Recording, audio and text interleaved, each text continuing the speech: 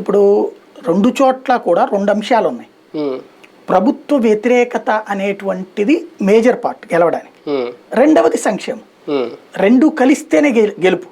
ఉట్టి సంక్షేమాలు చూసి వచ్చారనుకోవడం అమాయకత్వం. ఎందుకంటే మధ్యప్రదేశ్, ఛత్తీస్గఢ్, రాజస్థాన్లో కూడా బోల్డ్ ఉచితాలు ఇచ్చారు, అనౌన్స్మెంట్. అక్కడ గెలవలేదే. అక్కడ ప్రజలు ఏమన్నా వద్దనుకున్నారా ఉచితాలు? దక్షిణాదోళ్ళు అంత ఎదవలా కాదే. ఇక్కడ వాస్తవంగా ప్రభుత్వం మీద వ్యతిరేకత ఉంది. దానికి తోడు ఇది యాడ్ అయింది. రెండు కలిస్తే సాధ్యమైంది. ఇప్పుడు మీకు కర్ణాటకలో ప్రభుత్వం మీద వ్యతిరేకత అనేటువంటిది తక్కువ ఉంది, కానీ జేడీఎస్ మీద వ్యతిరేకత కాంగ్రెస్కి ఫెచ్చింగ్ అయింది.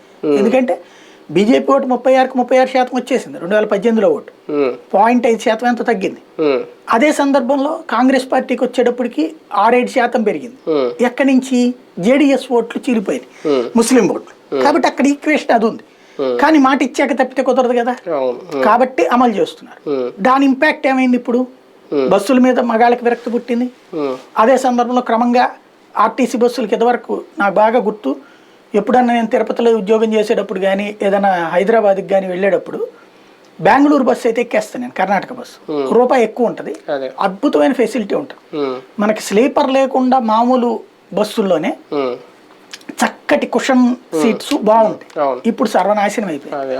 అట్లాగే కరెంటు ఇదివరకు పొద్దు నుంచి రాత్రి దాకా వచ్చేది, ఇప్పుడు అరగంట పోతేనే వాము అనుకున్నాం, ఇప్పుడు తరచూ పోతుందట కర్ణాటకలో.